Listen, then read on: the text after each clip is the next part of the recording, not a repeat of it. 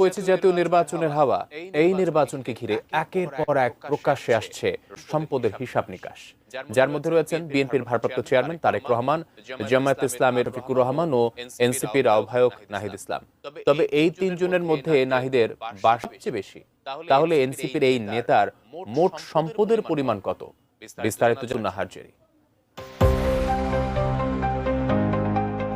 আসন্ন জাতীয় সংসদে রেখে নির্বাচন কমিশনে জমা পড়েছে এমপি প্রার্থীদের হলফনামা। আর সেই হলফনামায় নিজেদের সম্পদ বিবরণ তুলে ধরেছেন তারা। সেখানে নিজের আর্থিক অবস্থার বিস্তারিত বিবরণ দিয়েছেন নাহিদ ইসলাম। নাহিদ ইসলাম শিক্ষকতা ও অ্যাডভাইজারি আয় করেন।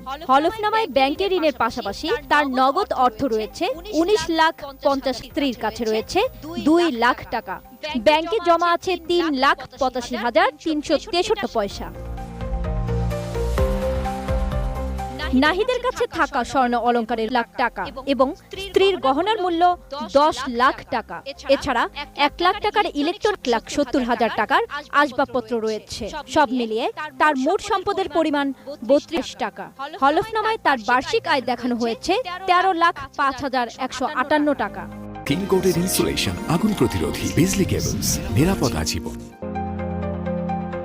বগুড়া 6 ও ঢাকা 17 আসন থেকে নির্বাচনে লড়ছেন বিএনপির ভারপ্রাপ্ত চেয়ারম্যান তারেক রহমান। তার মোট সম্পদ 1,96,80,185 টাকা, নিজের 31,58,428 টাকা এবং স্ত্রীর নামে 66,54,707।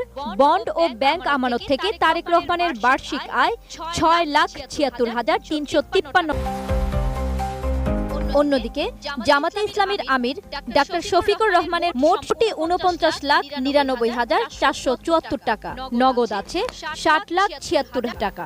তার বার্ষিক আয় 3,60,000 টাকা। হিসাব অনুযায়ী বার্ষিক আয়ের দিক থেকে তারেক রহমান ও ডাক্তার শফিকুর রহমানের চেয়ে এগিয়ে। তবে বার্ষিক আয়ের দিক থেকে এগিয়ে থাকলেও মোট সম্পদের দিক থেকে পিছিয়ে আছেন এনসিপির।